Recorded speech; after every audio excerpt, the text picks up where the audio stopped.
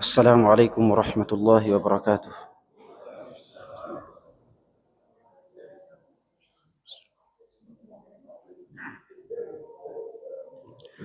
الحمد لله رب العالمين.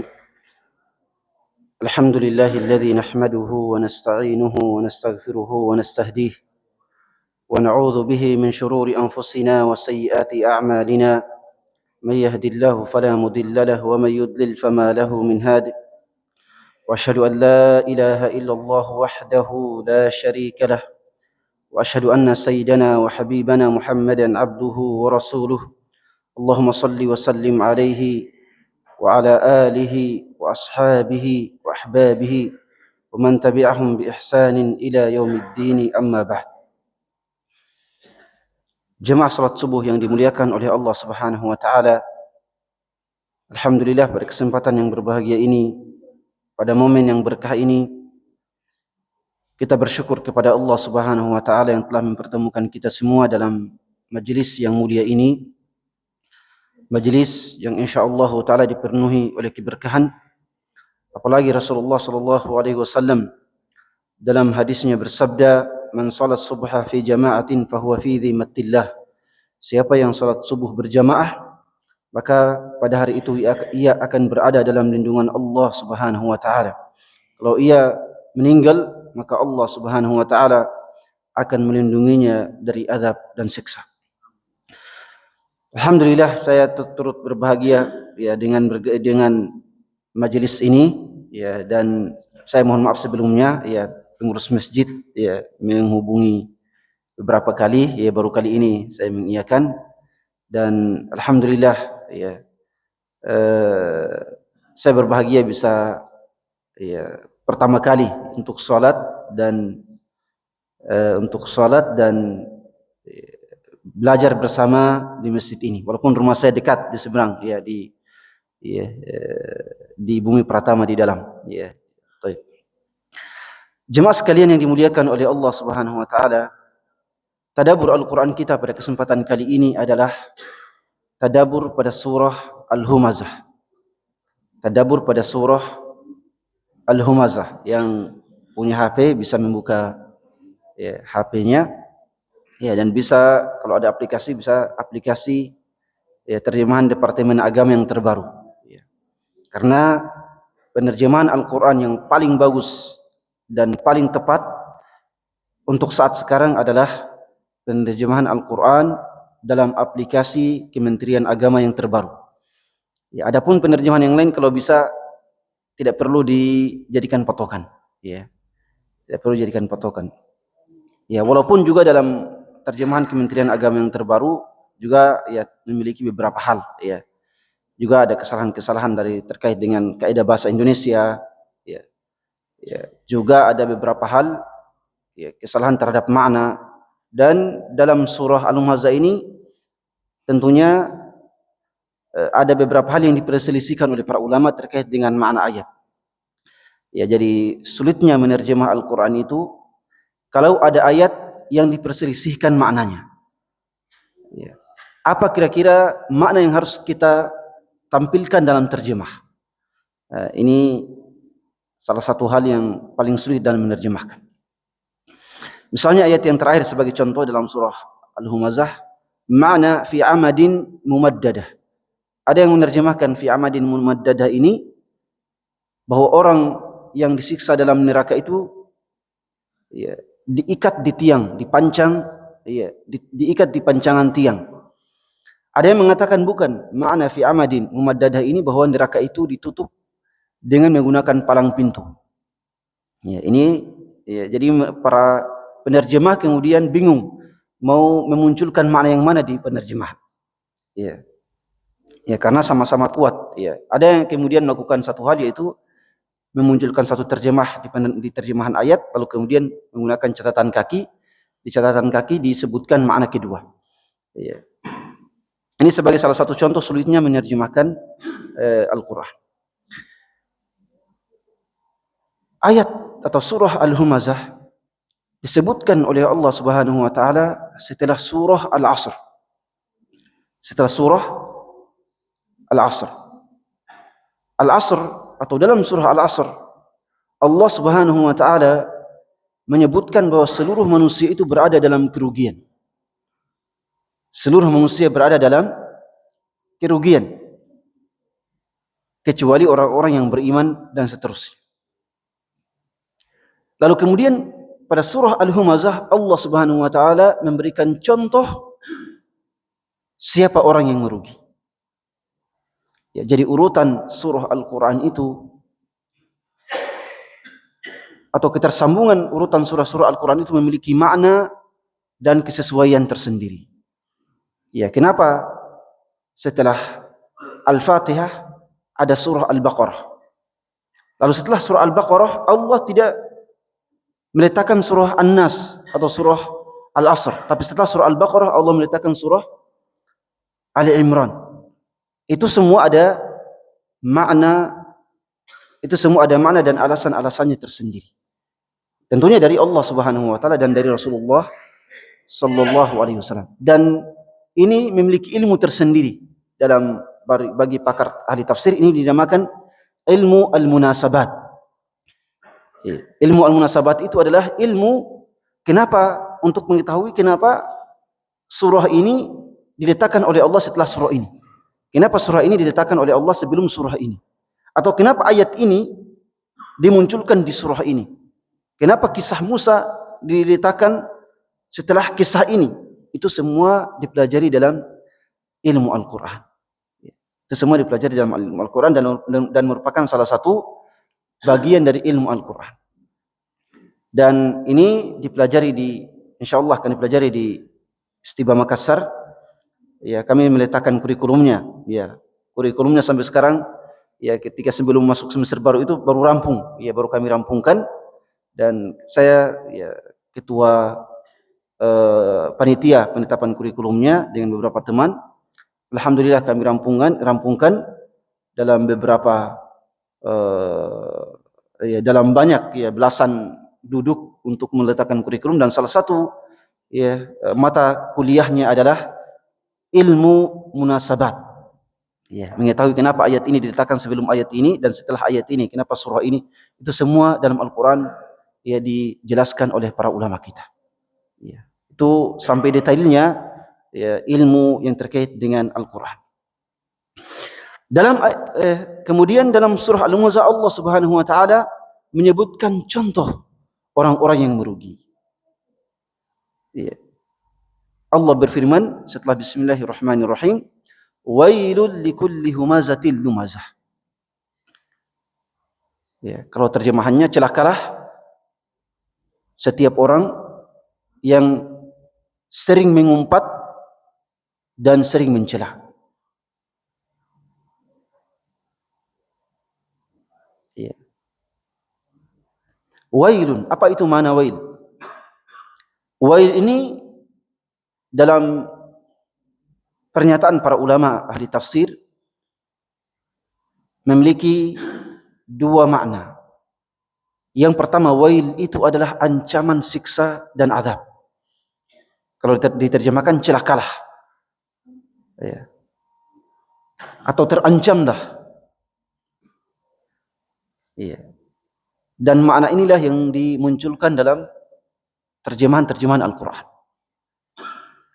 Kemudian makna yang kedua adalah bahwa wail itu adalah salah satu lembah dalam neraka. Jadi wail itu adalah nama salah satu lembah dalam neraka. Jadi kalau terjemahan ya makna yang kedua ini kita terjemahkan salah satu lembah dalam neraka diperuntukkan kepada setiap yang suka mengumpat dan suka mencela. Jadi dalam penafsiran Al-Quran kita memaknai dengan keduanya. Ya. Entah dia merupakan ancaman azab bagi orang yang suka mengumpat dan mencela, atau ya, sebagai salah satu lembah yang akan diberikan, yang akan dijadikan sebagai tempat bagi orang yang suka mengumpat dan suka mencela. Ya. Wailun likulli itu li untuk, kulli itu setiap. Ya. Untuk setiap. Humazah itu hiperbola dari hamiz. Artinya orang yang mengumpat atau mencela orang dengan isyarat. Sedangkan lumazah itu hiperbola dari lamiz yang bermakna mengumpat orang dengan lisan. Tapi penerjemahan ya terlalu sulit kalau kemudian memunculkan celakalah setiap orang yang mengumpat dengan isyarat dan yang mengumpat dengan lisan. Itu makna aslinya. Tapi diterjemahkan biasanya yang mengumpat dan yang mencela. Iya. Yang mengumpat dan yang mencela. Iya. Tapi makna aslinya adalah bahwa al-humazah itu orang yang mengumpat dengan isyarat, yang mencela orang lain dengan menggunakan isyarat. Iya. Sedangkan lumazah adalah yang mencela orang lain dengan lisannya. Iya. Dan ini merupakan salah satu ayat yang sangat luar biasa yang menggambarkan bahwa yang namanya umpatan itu tidak hanya dengan lisan, bahkan dengan isyarat, bahkan juga bisa dengan isyarat. Mungkin kita akan mengatakan, kenapa isyarat itu kan mungkin sedikit akan terjadi. Tapi tidak demikian. Pada masa sekarang, apalagi dengan dunia medsos sekarang, bahkan umpatan melalui isyarat itu lebih parah dan lebih banyak dibandingkan dengan sekadar kata-kata. Ya. Kemudian di sini Allah Subhanahu wa taala memberikan ancaman azab bagi orang yang suka mengumpat dan suka mencela, baik dengan isyarat ataupun dengan lisan. Apa faktornya? Karena orang yang suka mengumpat dan mencela orang lain adalah salah satu contoh orang yang merugi. Dalam banyak hadis Rasulullah SAW, seringkali orang yang suka mencela itu digambarkan sebagai orang yang pasti masuk neraka. Dalam banyak hadis Rasulullah SAW. Misalnya dalam hadis Abu Hurairah radhiyallahu anhu dalam Sunan At-Tirmidzi, ketika Rasulullah ditanya, "Ya Rasulullah, ma aktsaru ma yudkhilun nas an-nar?" Apa saja faktor yang menyebabkan orang itu, apa saja faktor yang paling banyak menyebabkan manusia masuk neraka? Rasulullah menjawab, al-famu wal farju. Rasulullah menjawab, lisan dan kemaluan. Itu paling banyak memasukkan orang ke dalam neraka, lisan dan kemaluan. Kalau tidak dijaga, itu pasti akan masuk ke dalam neraka. Bahkan Rasulullah bersabda kepada Mu'adz ibn Jabal, "Wa hal yakubun nas ala manakhirihim fin nari illa hasaidu alsinatihim." Wahai Mu'adz, tidaklah manusia itu dijerumuskan ke dalam neraka kecuali karena hasil dari lisan mereka. Karena suka mencela dan mengumpat. Dan mencela dan mengumpat ini termasuk gibah, suka menggunjing, termasuk membuli, termasuk menjelek-jelekan orang lain, termasuk adu domba, atau termasuk suka melaknat dan mencela orang lain. Ini ancamannya sangat besar. Ini ancamannya sangat besar. Bahkan dalam suatu hadis, orang yang suka mencela dan mengumpat ini pada hari kiamat pahalanya akan diberikan kepada orang yang dia celah. Sebagaimana dalam hadis Abu Hurairah radhiyallahu anhu ketika Rasulullah bersabda, "Manil muflis?" Rasulullah menguji para sahabatnya. "Wahai para sahabatku, siapakah orang yang merugi itu?" Para sahabatnya menjawab, "Al-muflisu fina man la dirham lahu wala matah." Orang yang bangkrut, orang yang rugi di antara kami wahai Rasulullah adalah orang yang kehilangan dirham dan orang yang kehilangan harta benda, merugi. Ketika berdagang dia tidak memiliki keuntungan apa-apa. Maka Rasulullah menjawab, "Al-muflisu min ummati man ya'ti yaumal qiyamati bi salatin wa siyamin wa zakatin." Orang yang merugi secara hakiki, yang bangkrut adalah orang yang datang pada hari kiamat dengan pahala salat, pahala puasa, pahala zakat. Bayangkan, pahala salat, pahala puasa, pahala zakat. Akan tetapi ya'ti wa qad syatama hadha wa qadhafa hadha wa akala mala hadha wa safaka dama hadha wa daraba hadha. Akan tetapi pada hari kiamat, walaupun dia datang dengan pahala yang besar ini, tetapi dia di dunia suka mencaci maki si fulan, suka menuduh si fulan, memfitnah si fulan. Dia suka memakan harta orang lain secara zalim. Dia suka memukul orang lain. Fayu'khadhu hadha min hasanatihi wa hadha min hasanatihi. Kemudian orang-orang yang dia cela, orang-orang yang dia zalimi, ya, mengambil pahala-pahalanya. Jadi pahala yang ada dirinya diambil oleh orang-orang yang dia cela, yang dia umpat, yang dia zalimi. Kalau sudah habis pahalanya sementara masih ada orang yang dia zalimi, ya, maka dosa-dosa mereka diberikan kepada dirinya. Lalu kemudian turiha finnar, lalu orang ini dilemparkan ke dalam neraka. Sebagaimana dalam surah Al-Humazah ini, dia dilemparkan ke dalam neraka. Jadi mencela dan mengumpat ini memang dosanya sangat besar. Makanya ya zaman sekarang salah satu ya amalan buruk yang menyebabkan orang lain terpuruk itu adalah bullying. Dan bullying ini adalah umpatan yang sangat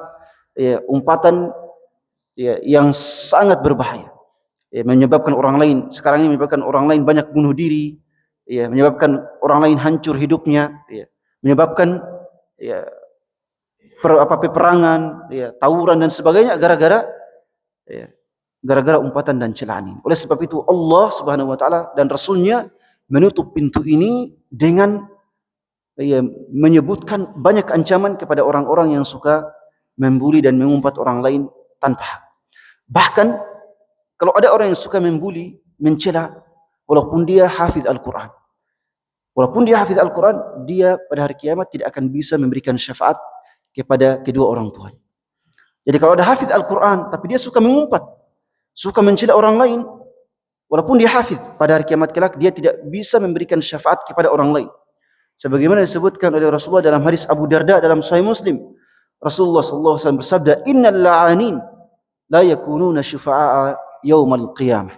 Orang yang suka mengumpat itu tidak bisa menjadi pemberi syafaat pada hari kiamat kelak. Ya, dalam hadis Abu Darda dalam Sahih Al-Imam Muslim. Wailun likulli humazatil lumazah. Setelah itu Allah berfirman, alladzi jama'a malan wa 'addadah. Di antara sifat pencela ini adalah di antara sifatnya yang mengumpulkan harta lagi menghitung-hitungnya. Ya, tentunya mengumpulkan harta dan menghitung-hitung secara secara asal itu bukan hal yang tercela. Ya. Makanya dalam penerjemahan Al-Quran memang harus memunculkan makna yang kira-kira tidak menyisakan tanda tanya lagi. Ya. Ketika menerjemahkan Al-Quran, memang harusnya penerjemahan itu tidak menyisakan tanda tanya. Ya, makanya dalam penerjemahan yang kami lakukan itu sudah disebutkan dengan beberapa maknanya supaya tidak menimbulkan kesalahpahaman. Makna mengumpulkan harta dan menghitung-hitungnya, makna pertama adalah dia hanya fokus mengumpulkan harta dalam kehidupan duniawi sambil menghitung-hitungnya lantaran kikir dan bakhil. Itu maknanya. Jadi lantaran kikirnya dan bakhil, setiap harta sedikit pun dihitung supaya tidak ada yang dikeluarkan kepada kebaikan. Ya, dihitung-hitung supaya tidak ada yang dikeluarkan pada pos-pos kebaikan. Ya, lantaran menjaga hartanya, lantaran menjaga harta dan ingin memperbanyaknya sehingga tidak mau dikeluarkan pada kebaikan. Ya. Ini juga sama dengan ayat-ayat yang lain, surah yang lain. Ya. Atau dengan makna yang kedua, dia mengumpulkan harta, orang yang mengumpulkan hartanya sembari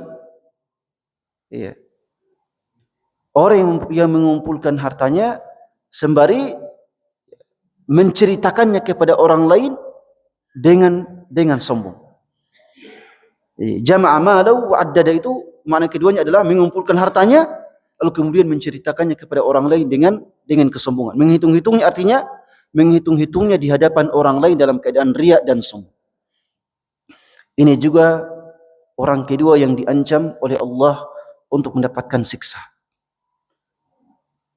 Alladzi jama'a malahu wa 'addada. Makanya harta kita itu ya memang ya kita hidup di dunia ini hanyalah sementara. Tidak boleh fokus mengumpulkan harta. Bahkan dalam qiraat yang lain, Ibnu Katsir dan yang lain, mereka membacanya jama'a. Artinya kalau jama'a itu mengumpulkan masih dalam bentuk biasa. Kalau jama'a itu bentuk hiperbola, artinya dia mengumpulkannya dengan sekuat tenaga. Tidak ada pekerjaan lainnya selain itu. Ibadahnya ditinggalkan, ibadahnya ditinggalkan, infaknya ditinggalkan, zakatnya tidak dibayar. Itu makna mengumpulkan harta. Fokus. Pada akhirnya sebagian ulama mengatakan dia di siang hari dari pagi sampai sore berusaha untuk mengumpulkan harta, dan pada malam harinya dia tidur, tidak mau beribadah. Dia tidur seperti bangkai, kata para ulama. Dia tidur seperti bangkai pada malam. Artinya dia tidak beribadah pada malam harinya. Pada siang harinya sibuk dengan mengumpulkan harta, lupa ibadah. Pada malam harinya tidur mati. Dan juga melupakan ibadah kepada Allah Subhanahu wa taala. Jadi memang harta yang kita dapatkan itu, walaupun kita di sini Masya Allah semuanya juga mungkin punya pekerjaan, tapi pekerjaan itu tidak boleh melalaikan kita dari ibadah kepada Allah Subhanahu wa taala. Ibadah itu dijadikan sebagai sarana untuk ketaatan. Ibadah itu dijadikan sebagai sarana untuk ketaatan. Bahkan kerja. Bahkan kalau kerja itu kita niatkan untuk bahwa saya kerja ini untuk menafkahi keluarga saya agar mereka tidak meminta-minta. Saya dengan bekerja ini saya bisa beribadah dengan baik, maka kita akan dapatkan pahala di balik pekerjaan itu. Karena Rasulullah bersabda, innamal a'malu binniyat. Amalan itu tergantung niatnya. Semua amalan mubah yang kita lakukan, bekerja, makan, minum, kalau kita niatkan bahwa dengan amalan ini kita bisa mendapatkan pahala, maka kita akan mendapatkan pahala dari Allah Subhanahu wa taala. Walaupun cuma makan dan minum, kita akan mendapatkan pahala. Bahkan hubungan suami istri, hubungan ranjang, kalau diniatkan, maka itu juga kita mendapatkan pahala.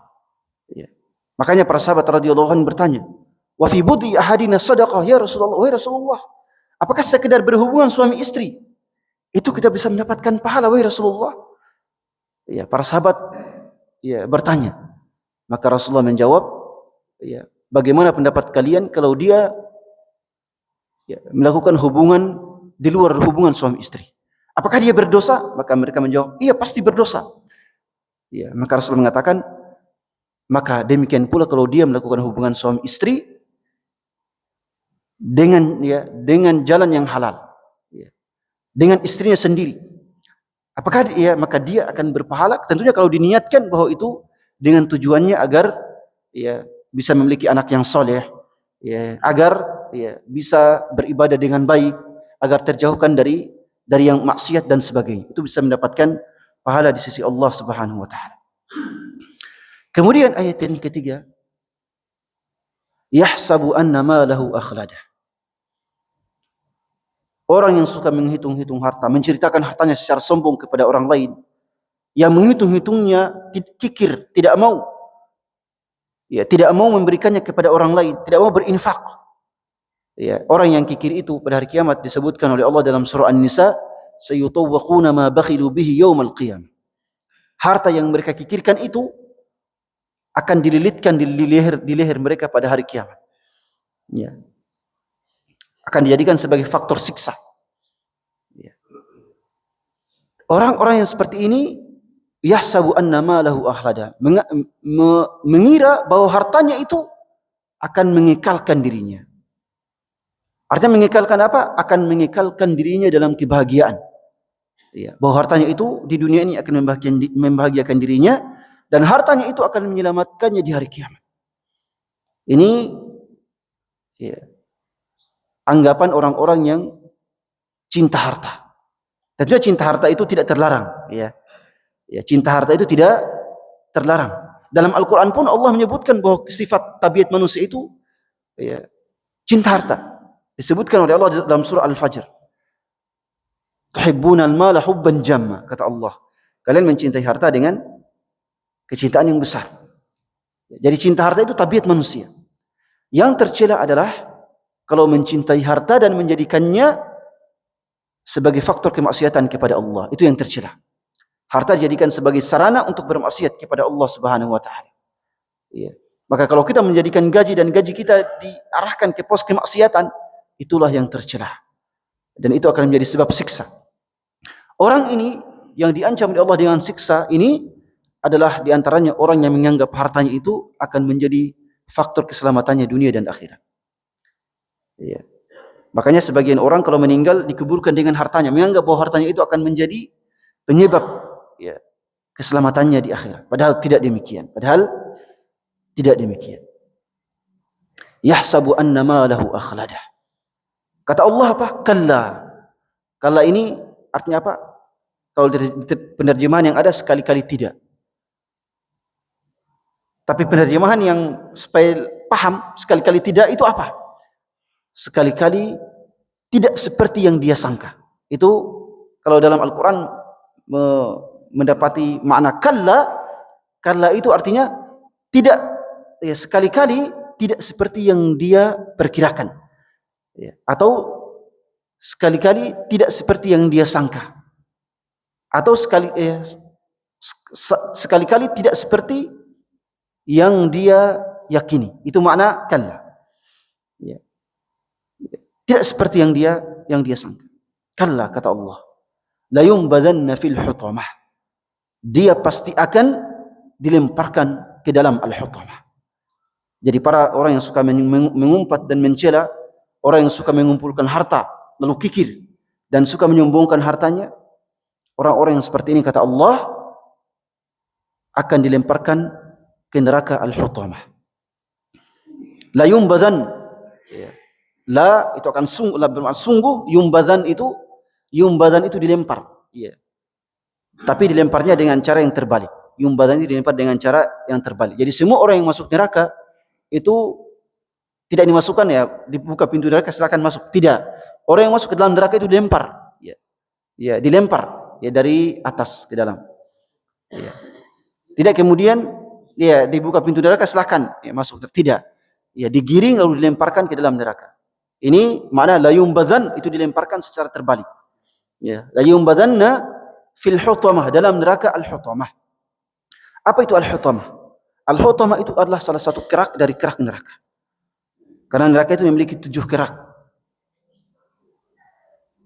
Yang pertama adalah Jahannam, yang kedua adalah Ladha, yang ketiga al-hutamah. Kerak ketiga adalah al-hutamah. Al-hutamah bermakna setiap yang dilemparkan ke dalamnya maka dia akan hancur berkeping-keping. Itu makna al-hutamah. Jadi kalau ya mudah-mudahan tidak demikian. Tapi kalau ada orang yang dilemparkan ke dalam al-hutamah, mudah-mudahan kita tidak dimasukkan ke dalamnya, dia langsung hancur berkeping-keping. La yumbadanna fil hutamah. Jadi kerak yang pertama adalah Jahannam kata para ulama, yang kedua adalah al-ladha, yang ketiga al-hutamah. Ya. Yang ketiga al-hutamah. Ya, kemudian yang keempat, ya. Yang keempat itu kalau tidak salah, ya, sa'ir. Ya, sa'ir, kemudian jahim, kemudian saqar, dan yang ketujuh al-hawiyah. Wa ma adraka ma hiyah. Ya, dalam Quran, narun hamiyah. Al-hawiyah itu adalah neraka yang paling dalam. Kerak neraka yang ketujuh yang paling dalam. Ya, kalau dilemparkan, ya, batu, diturunkan batu, kata Rasulullah, batu itu tidak akan sampai-sampai selama 70 tahun perjalanan, tidak akan sampai-sampai. 70 tahun perjalanan, ya, setelah saya hitung, ya, karena berjalan pada masa dulu itu, satu hari perjalanan itu dihitung dengan 80 km. 80 sampai 85 km. Itu satu hari perjalanan. Kalau 70 tahun perjalanan, mungkin sekitar 2 juta kilometer. Jadi kerak al-hawiyah itu dalamnya 2 juta kilometer. Ya, berkali-kali jarak antara bumi dengan bulan. Ya. Bulan mungkin sekitar berapa kilometer, ya? 300.000 ya atau berapa? Ya. Berapa? 380.000. Ya, artinya kalau 2 juta ya tinggal ya sekitar 5 kali lipat. Ya. Baik. Itu al-hutamah. Ya. Neraka al-hutamah. Jadi mereka akan lemparkan ke dalam neraka yang namanya al-hutamah. Setiap yang suka mengumpat atau orang yang mengumpulkan harta dan kikir dengan hartanya, suka mengumpulkan harta dengan cara kikir dan menyombongkan diri dengan hartanya. Tempat mereka adalah al-hutamah. Kemudian Allah berfirman, "Wa ma adraka mal hutamah." Untuk memberikan kita pengetahuan, Allah kemudian mengatakan, "Tahukah kamu wahai Muhammad, apakah al-hutamah itu?" Ya, dalam Al-Qur'an kan selalu ada, "Wa ma adraka mal hutamah." "Wa ma adraka mal qari'ah." "Wa ma adraka ma lailatul qadar." Itu sebagai pemicu dari Allah agar kita semakin mengetahui apa itu. Ya. Apa itu malam Lailatul Qadar? Apa itu Al-Qari'ah? Ya, tahukah kamu wahai Muhammad apa itu Al-Hutamah? Apa itu neraka Al-Hutamah? Kemudian Allah mengatakan, ya. Wa ma adraka mal hutamah? Setelah itu apa? Narullahil muqadah. Al-Hutamah itu adalah neraka Allah yang menyala-nyala. Neraka Allah yang menyala-nyala. Itu terjemahannya. Tapi pada hakikatnya menyala-nyala itu artinya muqadah, itu artinya dinyalakan. Neraka Allah yang senantiasa menyala, tidak pernah padam. Iya, muqadah, dinyalakan. Kalau dinyalakan, pertanyaan selanjutnya, neraka itu dinyalakan dengan apa? Bahan bakarnya apa? Bahan bakar neraka disebutkan oleh Allah dalam Al-Qur'an. Bahwa bahan neraka itu bahan bakar neraka itu ada 3. Dalam surah At-Tahrim Allah menyebutkan 2, waquduhan nasu wal hijarah. Bahwa bahan bakar neraka itu manusia dan batu. Dan yang ketiga adalah 4, ya afwan.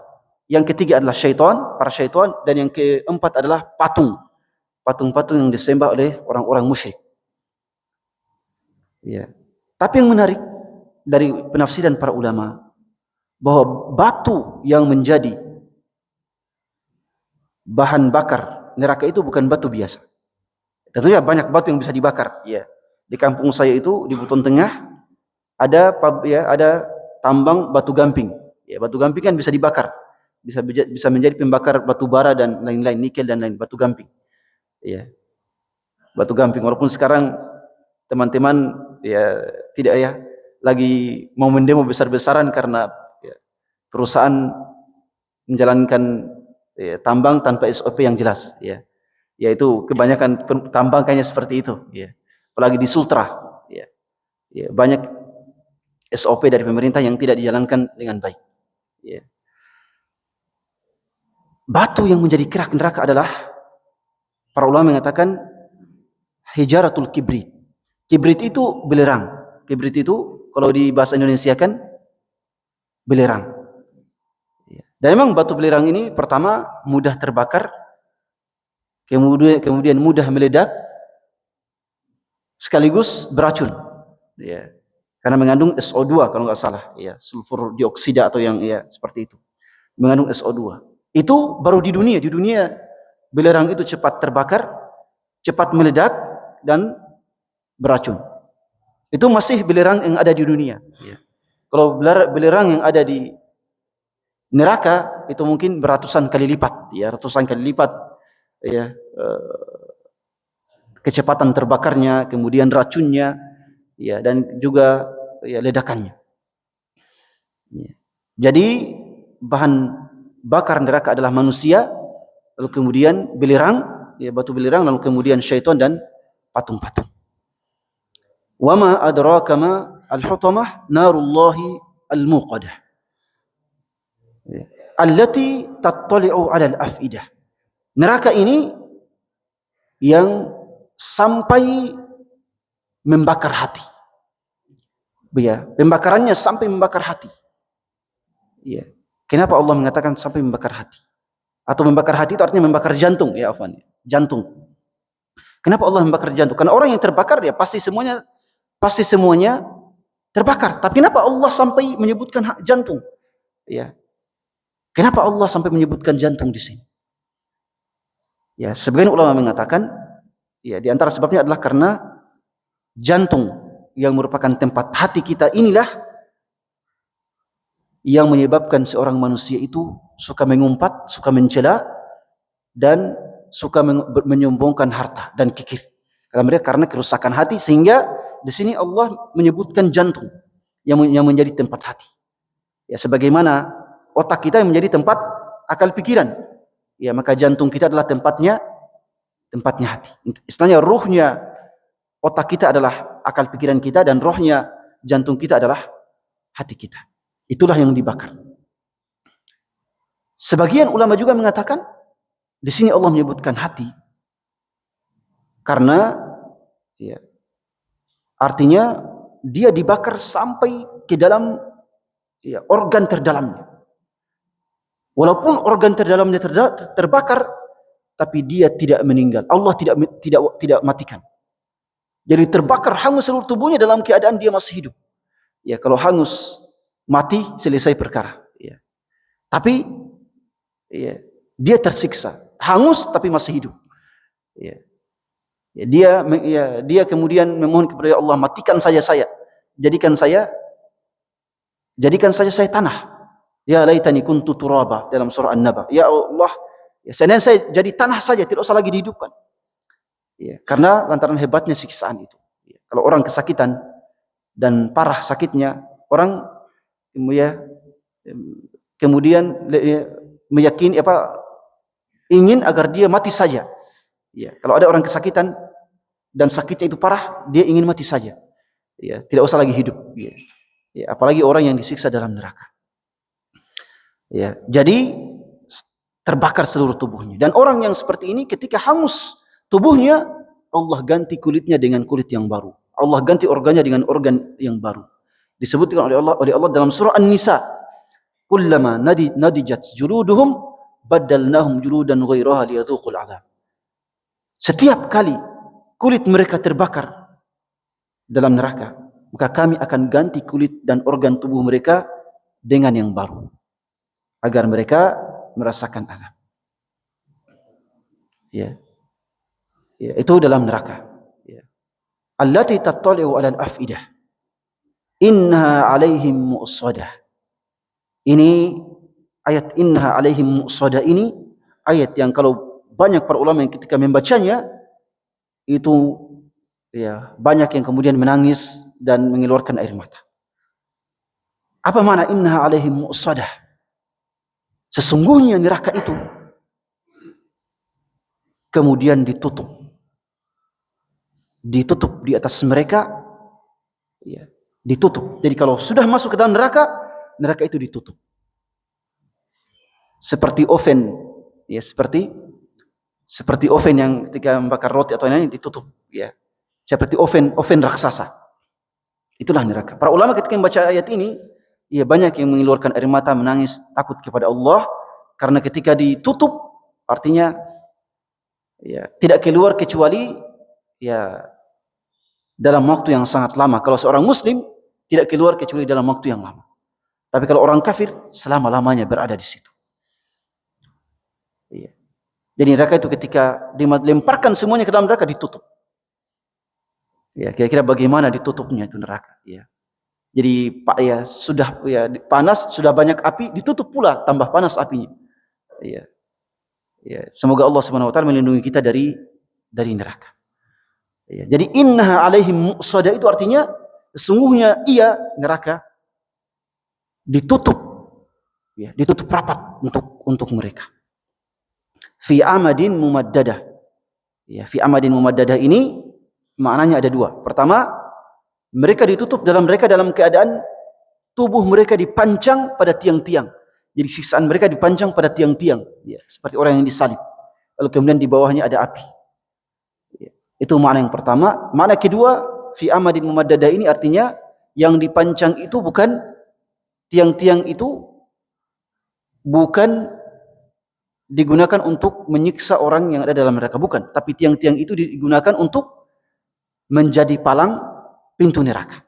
Jadi fi amadin mumaddadah, neraka itu ditutup menggunakan palang-palang yang dibentangkan di pintu neraka. Ya, dan neraka itu dijaga oleh 19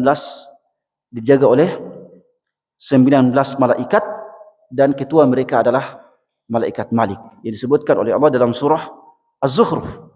Ya, bahwa ketua malaikat penjaga neraka itu bernama malaikat Malik.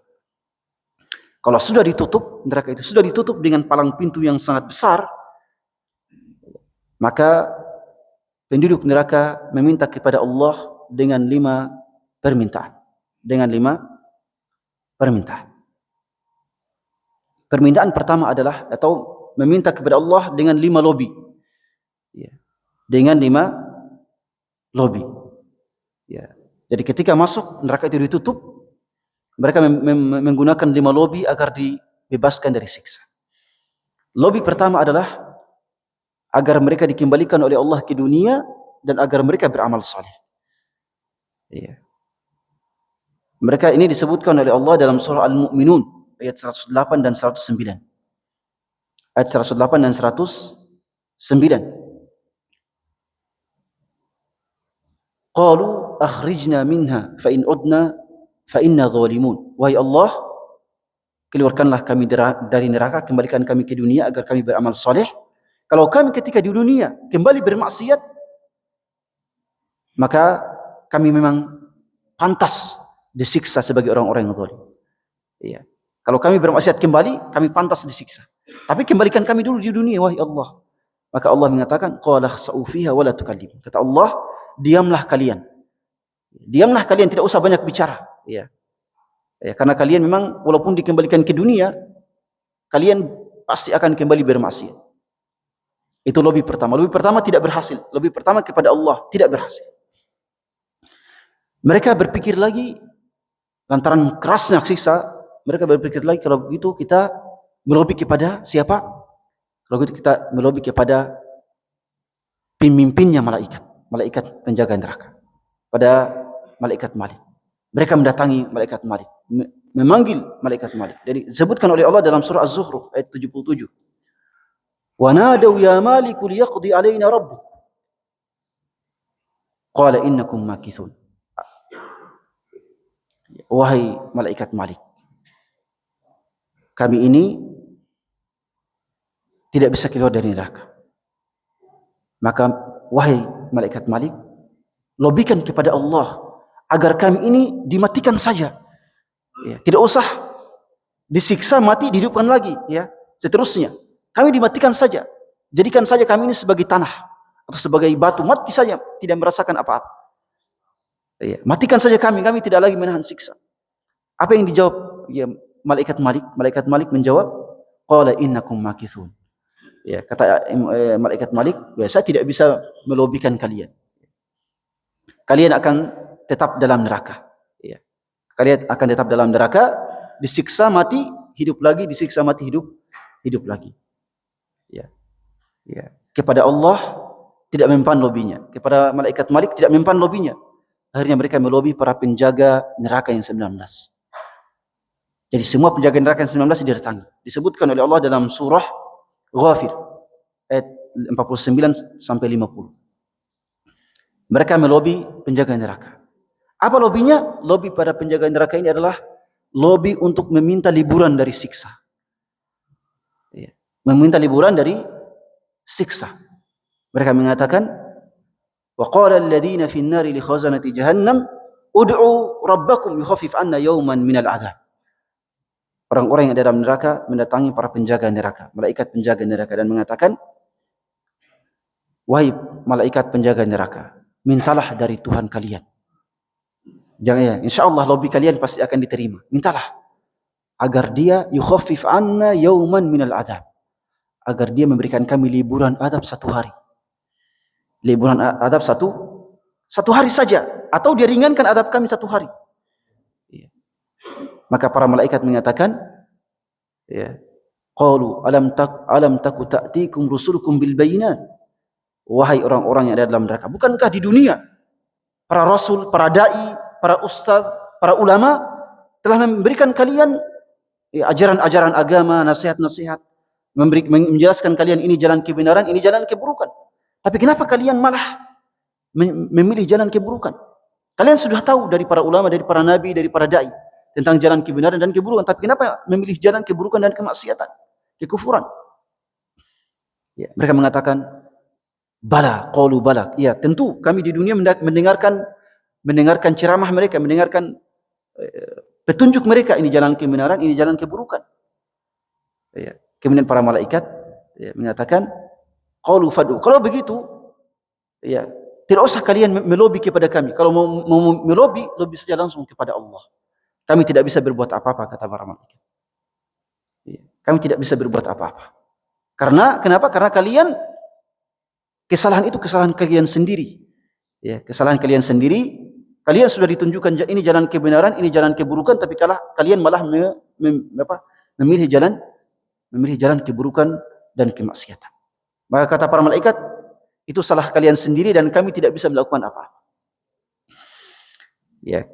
Dan lobi yang keempat adalah karena siksaan dalam neraka sangat pedih. Makanan mereka adalah zakum. Ya, jadi makanan penduduk neraka itu ya adalah buah zakum, Ya. Yang semakin dimakan semakin tersiksa. Karena mereka di neraka makanannya cuma yang seperti itu. Maka lobi yang keempat adalah mereka menginginkan agar penduduk surga melemparkan kepada mereka buah-buahan, makanan dan minuman dari surga.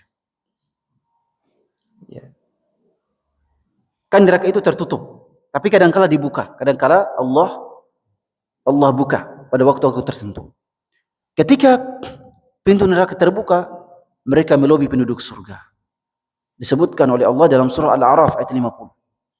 Wa nada ashabun nari ashabal jannah an afidu alaina minal ma' aw mimma razaqakumullah qalu innallaha harramahum 'alal kafirin. Penduduk neraka memanggil penduduk surga, wahai para penduduk surga, lemparkan kepada kami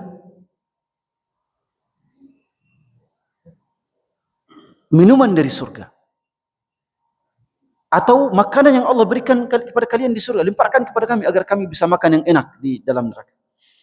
Tapi apa kata penduduk surga?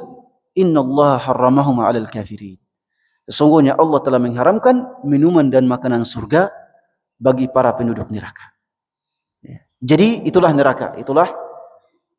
Ada 4 lobi yang dilakukan oleh para penduduk neraka ketika neraka itu ditutup oleh Allah Subhanahu wa taala. Lobi kepada Allah, lobi kepada malaikat, ya, ketua pemimpin malaikat penjaga neraka, lobi kepada malaikat penjaga neraka, dan yang keempat lobi kepada penduduk surga, tapi semuanya tidak diamini, ya, tidak disetujui.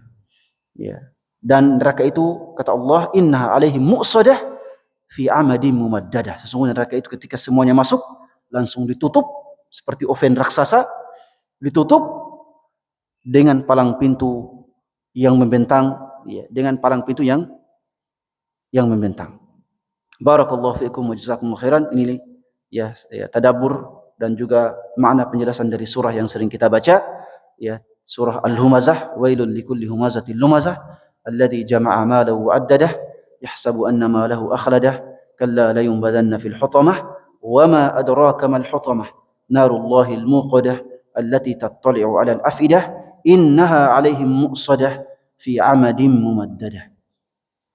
Semoga bisa dipahami insyaallah taala terkait dengan makna-makna yang terkandung dalam surah Al-Humazah ini. Barakallahu fikum wa jazakumullahu khairan. Kalau ada pertanyaan mungkin masih ada waktu, ya. Barakallahu fikum. Ya. Silakan, Pak.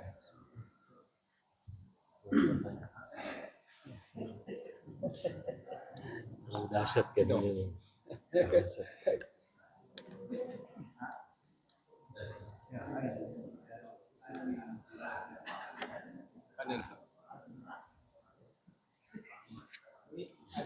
Ya ada.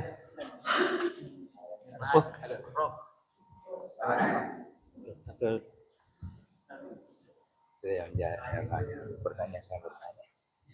Bismillahirrahmanirrahim. Assalamualaikum warahmatullahi wabarakatuh. Terima kasih Ustaz. karena tidak ada yang mau bertanya. Ya. Sederhana saja nih Ustaz, perihal tentang pengumpat dengan pencela. Perbandingan dengan kritik, Ustaz. Apakah kritik itu termasuk mengumpat atau mencela? Dan bagaimana posisi kritik ini di dalam agama kita? Saya kira itu saja, Ustaz. Assalamualaikum warahmatullahi wabarakatuh. Waalaikumsalam warahmatullahi wabarakatuh. Ini Masya Allah. Ini barakallahu. Dalam Islam, kritik itu disebutkan dengan istilah taqyim. Ya, taqyim, penilaian atau kritik. Penilaian atau tentunya bisa diterjemahkan kritik, bisa diterjemahkan penilaian. Tapi karena kritik itu penilaian sambil memberikan saran atau usulan. Ketika Abu Bakar radhiyallahu anhu menjadi khalifah, ya diangkat menjadi khalifah Abu Bakar radhiyallahu anhu sebelum Rasulullah dikuburkan. Beliau kemudian berdiri di hadapan para sahabat dan kemudian mengatakan, beliau mengatakan bahwa antum menjadikan saya sebagai khalifah, walastu bi khairikum, walaupun saya bukan orang yang terbaik di antara kalian. Itu sebagai kerendahan hati Abu Bakar. Lalu kemudian mengatakan, kalau kalian melihat saya melakukan sebuah kesalahan, kebijakan yang salah, beliau mengatakan faqawwimuni, maka silakan kritik saya. Silakan kritik dan luruskan saya. Itu kata Abu Bakar radhiyallahu anhu. Jadi yang namanya kritik itu tidak mesti sebagai sebuah celaan. Yang namanya kritik tidak mesti sebagai sebuah celaan. Dalam Islam yang namanya kritik, hukumnya, hukum asalnya dibolehkan. Hukum Islam, dalam Islam yang namanya kritik, hukum asalnya dibolehkan. Bahkan Rasulullah sendiri pun dikritik oleh beberapa sahabat. Dikritik oleh beberapa sahabat. Dikritik oleh beberapa sahabat dengan beberapa ketika beliau memberikan beberapa pendapat terkait dengan persoalan dunia, terkait dengan persoalan duniawi, terkait dengan misalnya terkait dengan tawanan perang Badar. Tawanan perang Badar, itu kan Umar radhiyallahu anhu ingin agar mereka semua dipenggal, dibunuh. Tapi Rasulullah kemudian berpendapat tidak dipenggal. Lalu kemudian datang teguran dari Allah Subhanahu wa taala. Umar mengkritik Rasulullah terkait itu, Tapi Rasulullah sama sekali tidak memarahi Umar radhiyallahu anhu. Termasuk juga dalam perjanjian Hudaybiyah. Ketika perjanjian Hudaybiyah, pihak kaum muslimin atau para sahabat merasa ini perjanjian Hudaybiyah ini merugikan kaum muslimin. Kemudian Umar dan beberapa sahabat semacam mengkritik, memberikan kritikan kepada Rasulullah, tapi Rasulullah tidak marah. Rasulullah tidak marah karena beliau kemudian merasa bahwa kritikan ini pantas diberikan oleh para sahabat karena mereka merasa terzalimi. Walaupun nanti hasil dari perjanjian Hudaybiyah itu sebenarnya jebakan untuk kaum Quraisy, dan pada akhirnya memang itu menjadi sebuah jebakan. Menjadi sebuah alasan karena Quraisy itu kemudian melanggar perjanjian, lalu Rasulullah pun kemudian dengan pelanggaran perjanjian itu Rasulullah kemudian memiliki alasan untuk menaklukkan kota Mekah. Itu jebakan.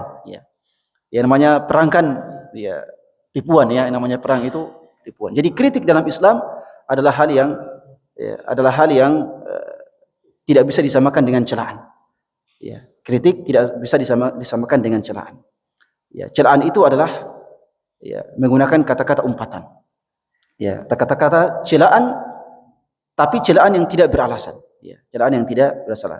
Terkait misalnya dengan kritik kepada pemerintah, silahkan mengkritik, tidak ada problem.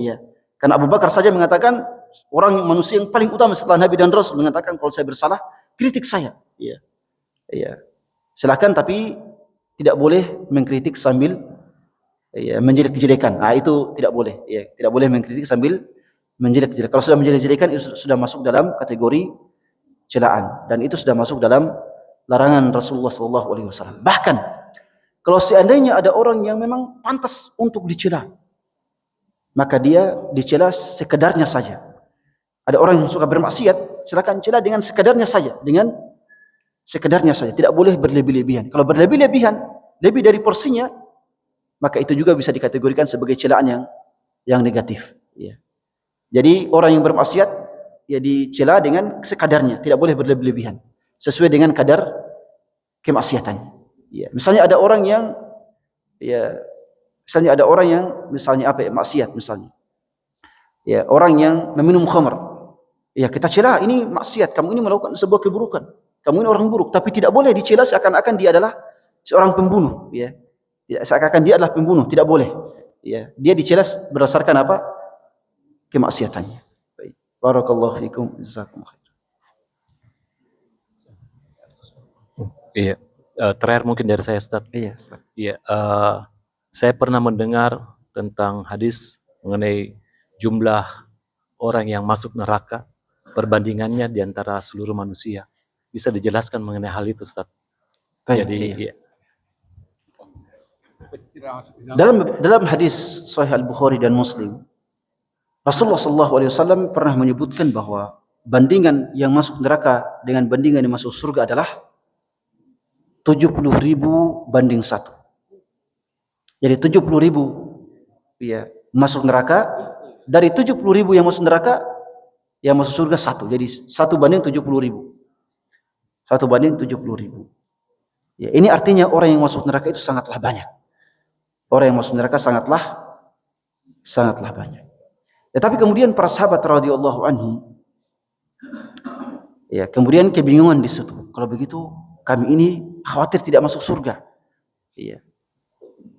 Ya, maka kemudian mereka bertanya, "Ya Rasulullah, bagaimana caranya 70.000 banding 1?" Ya, artinya akan ada sedikit sekali yang masuk surga. Maka Rasulullah mengatakan bahwa ya, di antara faktor yang memperbanyak orang, di antara faktor yang menyebabkan banyaknya yang masuk neraka adalah karena banyaknya jumlah Ya'juj dan Ma'juj. Banyaknya jumlah Ya'juj dan Ma'juj. Ya'juj dan Ma'juj ini adalah manusia yang hidup primitif ya, yang akan muncul di akhir zaman. Ya, sebagai ya para ulama ya banyak ya kisah tentang Ya'juj Ma'juj ini banyak kontroversi, tapi pendapat ya para ulama yang bisa dijadikan pijakan adalah bahwa mereka sekarang ini masih hidup, masih memiliki keturunan, hidupnya di mana? Allahu a'lam. Ya, hidupnya di mana? Allahu a'lam. Ya, sebagian mengatakan bahwa hidupnya di negara Rusia bagian utara. Ya, negara Rusia bagian ya benua Asia, tapi bagian utaranya negara Rusia. Ya, artinya mereka hidup di sana yang di apa namanya di daerah yang suasana dengan suhu yang ekstrim. Tapi di mana itu? Allahu a'lam.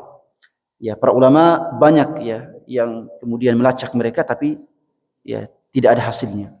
Tapi mungkin itu adalah perkara gaib yang dirahasiakan oleh Allah Subhanahu wa taala. Mungkin saja mereka hidup di bawah tanah dan tidak ada yang tahu oleh Allah kecuali Allah.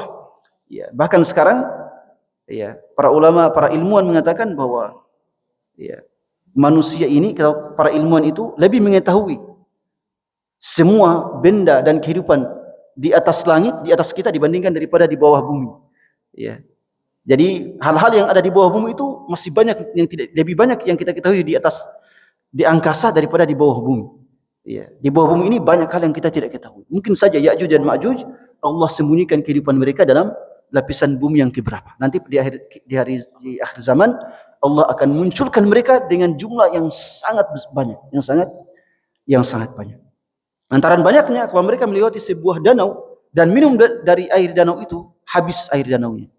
Ya, lantaran banyaknya mereka. Ya, artinya kebanyakan yang akan masuk neraka adalah dari kalangan Ya'juj dan Ma'juj. Maka kata Rasulullah, jangan takut ya, jangan takut wahai para sahabatku, karena kebanyakan yang akan masuk neraka adalah dari kalangan Ya'juj dan Ma'juj. Itulah yang memperbanyak ya masuk neraka.